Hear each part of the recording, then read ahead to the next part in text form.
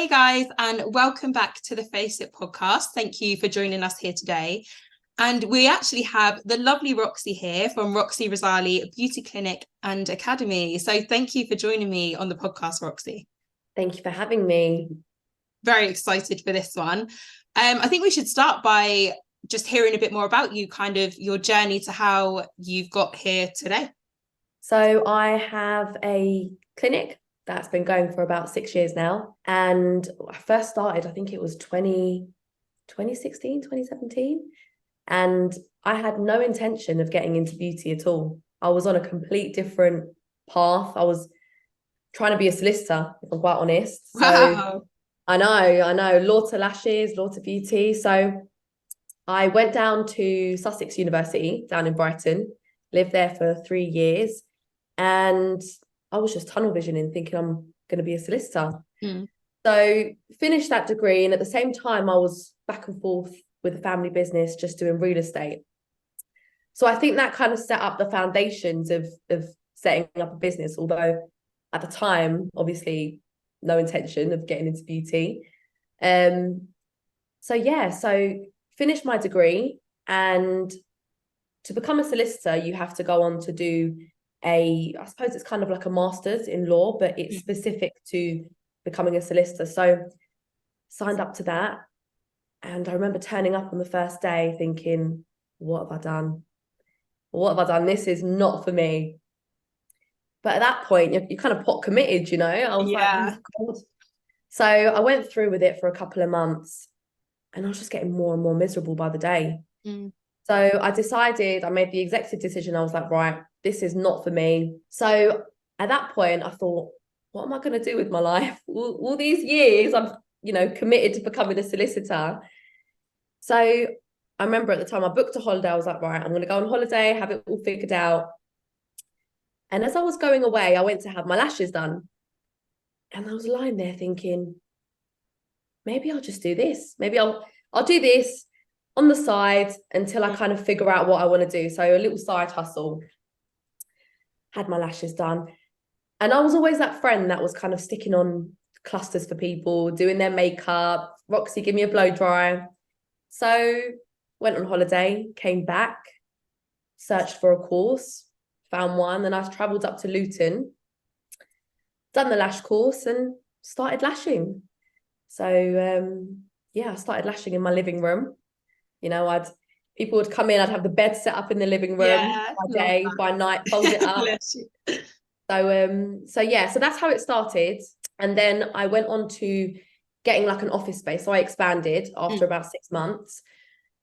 And at first I thought, God, am I ever going to get clients? When you first start, you're kind of sitting there thinking, you don't realize how far it's going to go or where you're going to end up. You're just kind of in it. And I was young at the time, so I didn't have any responsibilities, any like mortgages to pay, anything like that. So, my head wasn't fully immersed into what it could become. Yeah, sure. So expanded into an office space, and it started steadily building from there. And then I'd say in 2018, I thought, right, at the time when you looked at lash courses, there wasn't a lot of small, intimate training providers. It was a lot of big, maybe 2 or 3 big training providers who would have like maybe 10, 15 people in a class. Sometimes you wouldn't even practice on a live model. You'd practice on a mannequin. And I thought, you know what? I would love to be able to give women the opportunity to have a change in career, but on a more intimate, smaller level rather than big courses. So went and done a adult training course so I could teach adults, and got my courses accredited. And so then from there, I launched at the time it was called Lashes by Roxie Training Academy. I recently went through a rebrand. So then launched the academy. And then from there, it's just kind of steadily gone from lashes to SPMU and now aesthetics. Yeah, I mean, that's like a lot going on. And from where you started about, like being a solicitor to now is such a kind of stark change. I suppose it's helpful, like you said, you didn't have too many responsibilities back then.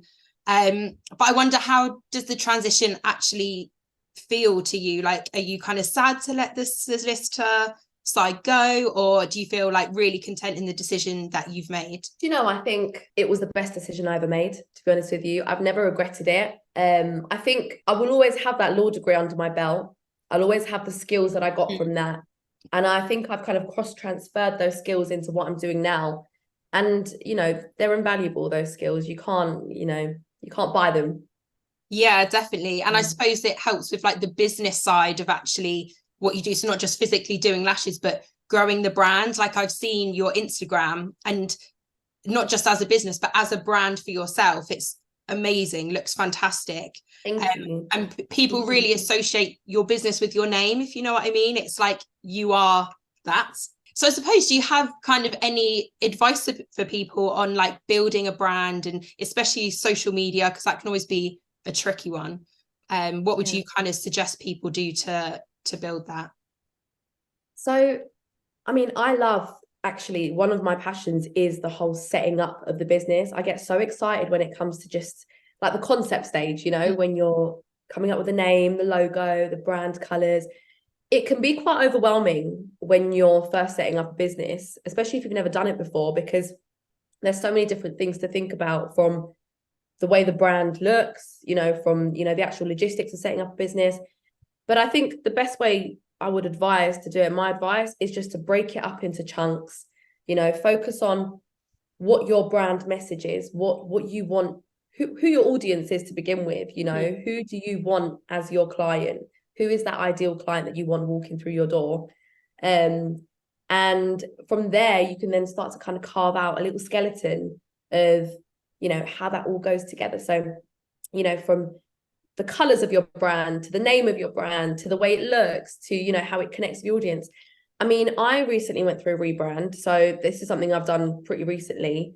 So I was called Lashes by Roxie. And then obviously it got to a point where I felt like I didn't align with my brand anymore, because there were so many other services that I was offering. Yeah. So I was racking my brain thinking, what do I call it? And then I thought, well, the Roxie part is still in my name. You know, that's, people identify with that. That's how they kind of know what my brand is. So I need to keep that. And then I just thought, you know what, keep it simple. You know, sometimes just calling it your name isn't a bad thing, you know? And I wanted to kind of move away from a girly brand. At the time, it was very pink and grey, and, you know, it was, you know, playful. And I wanted to kind of take it and move it to a bit more sophisticated, a bit more, you know, professional, more of a clinic feel. So that's the reasoning why I went kind of for more neutral colours. So yeah, so my advice would be just focus on what it is that you're trying to convey to your audience, and then just take it from there, step by step. Yeah, I mean, that sounds like great advice. And I'm wondering then, like from your rebrand, sorry, has it encouraged new clients that are maybe different to what you were having previously, maybe with the pink, like maybe men or older clientele maybe? I wonder if that's kind of changed the clients that come into you now. Absolutely, yeah. It's definitely, you know, you mentioned men. I'm definitely getting more male clients. So I think maybe keeping it neutral appeals to more, you know, of a varied audience.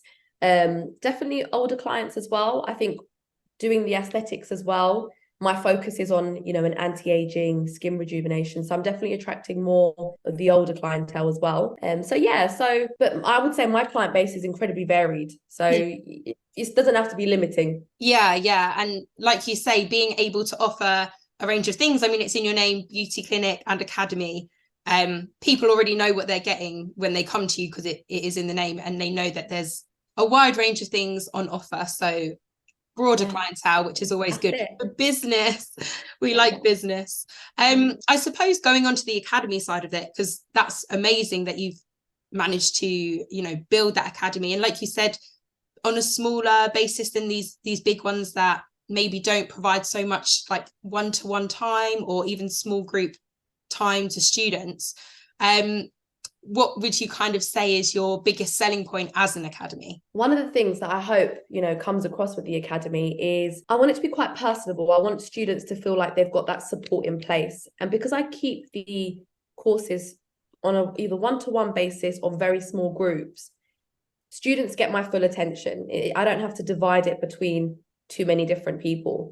But prior to the course as well, so although it's quite a personable, small, intimate setting, I've invested quite a lot into the learning delivery, I suppose, of the courses. So I've got an online portal for students where they can access their theory before. Oh, amazing. There's a lot of interactive videos. So although it's on a smaller scale, it's still got that, you know, there's a lot of resources there for students. So it's, you know, resource rich, I suppose, in that sense. And there's a lot of support there. So there's an online forum, there's WhatsApp groups, students have my own number, they can call me, you know, and if there's any issues. So it's, I suppose, bridging the gap between that very corporate structure of training academy and smaller scale, you know, and trying to marry the two. Yeah, and I think that can be really appealing, especially on the support side, because for people who are just starting out in aesthetics, for example, actually going it alone and having your first clients and no one's there to kind of check that you've done it right, or if something goes wrong, scary. It's scary. Yeah. So Yeah. I think having, like you said, you provide resources, it's resource rich. That's what you want. Like the more knowledge, obviously, the better, and the better you feel as a practitioner, you know, that you're going to do it right and do it well. So I suppose then for people that are looking to get into the industry, what would you recommend they look for when they're searching for an academy? Like, is there things they should look out for and things that maybe they should avoid? Any suggestions on that? That's a good question. I think the main thing is to make sure that the academy is accredited, what they're offering, you know, the courses are insurable, certified, you know, has that academy gone through the, you know, jump through the hoops needed to make sure their courses are actually, you know, going to be able to enable their students to take on paying clients. So making sure the academy is accredited, certified. I think as well, whilst price is a really important thing, I think it's important to make sure that the course that you're going for isn't too cheap, because then you kind of think, if they're promising everything for nothing, sometimes I think that's a bit of a red flag. Too good to be true sometimes. Yeah, exactly. I think, you know, obviously it varies for everyone, but I think it's good to look for quality in the courses and make sure that what you're paying for, you're getting. So yeah, price. And also just kind of connecting with that academy and seeing if their style of teaching and learning works with you. People learn in so many different ways, you know, so just making sure that the way that they're offering their courses is going to resonate with you as a student. Yeah, definitely. I think that's some really good advice. And totally randomly, that's just spring to my mind. Something I really wanted to ask you about, completely off the topic of academies, actually. I saw you went to the awards and potentially do some judging as well. Yes. I think that only came to my mind because I was thinking about like you having a brand and stuff and being recognized as such a amazing person within the industry. To potentially ask to judge, which is fantastic. So yeah, if you could just kind of tell us a little bit more about the awards and judging and how you got into that and how you feel about doing it. Yeah, I mean, it was such an exciting opportunity. I've never judged before, so it was definitely like a first time experience for me. And it was up in Manchester, the award ceremony, so we had to travel from London to Manchester. But it was just such an incredible experience. I mean, I was judging for the lash category, but there was, you know, every category was covered. You had aesthetics, SPMU, hair, nails, and there were judges for each category. So, you know, the energy in that room was amazing. There was so much talent. There was, you know, it was a really lovely evening, and I'd love to do it again for sure. Another piece of advice I would give is just take every opportunity that comes your way. You know, sometimes it's daunting, it's scary. You think, oh my God, you know, imposter syndrome kicks in. But just take every opportunity that comes your way. And, you know, the more opportunities you take, the more doors open, you know. So yeah, it was a really, really good experience. It was a lot of fun. I was going to say it did look really fun. And I say so many people's there. There's actually such a large community. And it is just a case of kind of getting yourself out there, connecting with other practitioners and people who do, I suppose, not just what's in your field, like aesthetics, but like the beauty side of things, health side of things. Like there's always knowledge to be gained from absolutely everywhere, basically. Yeah. I suppose on that note, there are some people who kind of like aspire to win awards. Like that's what they kind of want for themselves and their business. Is there anything that you think that they could do to like get noticed in that sort of way? I think when I was looking at the applications that were coming through, the applications, I mean, there was so much talent, but the applications that stood out to me was, I mean, from a visual point of view, of course, it was, you know, the quality of the work. People, I mean, we are all quite fickle. I mean, when you look at Instagram, the things that stand out to us are the images that are taken well on a good camera, you know, make sure that your craft is being recognized, you know, so really good pictures, good work, good quality. But also I think reading through the applications as well, just kind of seeing how many other opportunities these contestants were kind of taking on as well, and how proactive they were. So be proactive, apply for awards, you know, just take every opportunity that comes your way. That's what I would recommend to anyone looking to kind of get awards and get more recognized in their industry. Yeah. And I suppose for you then, what's your kind of plans going forwards for you and your business? So in terms of the academy, which is definitely what I'm focused on, is I'd love to just keep expanding it from the courses, you know, everything that I do myself, I would love to teach. So that's the vision.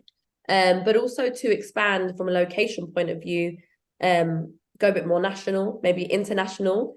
So I'd love to do that. I'd love to travel with my work and just spread the word. Yeah, and that's the thing, the industry is huge. It's not slowing down. It's going to go on for as long as humans exist, which is amazing. And I think you mentioned about imposter syndrome, and that's, I mean, everyone suffers with it no matter what you do, I suppose, or what industry you're in. So I suppose a nice way to kind of end this podcast is, how have you potentially battled the imposter syndrome, and any advice you'd give to other people in the industry to help with that? Comparison. They say comparison is the thief of joy. You know, I think a really good analogy I love to use is when racehorses race, they've got blinders on, so they can't look left or right. They can only look straight ahead.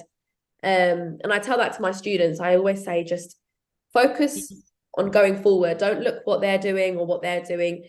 Celebrate that, but also don't constantly ruminate over where you are, where you want to be. Just focus on what you want, you know. And sometimes I like to envision kind of where I want to be and almost live that, you know, in the present moment.